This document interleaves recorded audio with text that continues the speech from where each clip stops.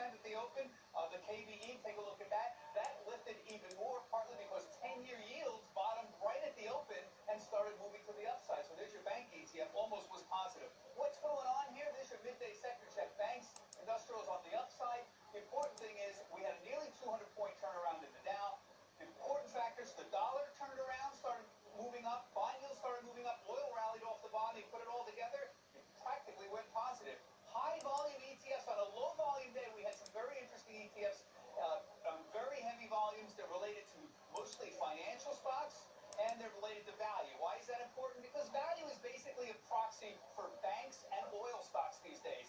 And people seem to be very heavily buying into these sectors, these two sectors, because I don't know why, they seem to be interested in maybe buying the bottom. Remember the theme here, a lot of people have been saying, gosh, I'd like the market to drop 5%, 10%, and see if I can buy in a little bit more. There seems to be some evidence that this phenomenon is actually kind of real. I think overall here, it's too early to call a bottom, Melissa and Brian, but it's certainly encouraging to see the market come off the bottom. It's back to you. Anytime you start the segment, Brian was right. You're welcome anytime on the show. Thank you.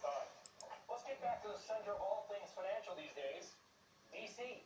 And with the GOP's failure to pass an Obamacare repeal, where does the White House and Congress go from here? Libby Cantrell is Executive VP and Head of Public Policy at PIMCO. John Harwood is our Chief Washington Correspondent. John, there seems to be two schools of thought, right? One is, I think, weighing today, which is basically, hey, the GOP and Trump are fractured. This is going to make the rest of the Trump agenda more difficult. Then there's that school of thought that's kind of bubbling up, which is maybe this will bring the two sides closer together because they realize they can't have another big failure. From the people you talk to, how are they reading it in D.C. right now? Brian, you were right. You're welcome back anytime. Yeah, low bar. Exactly.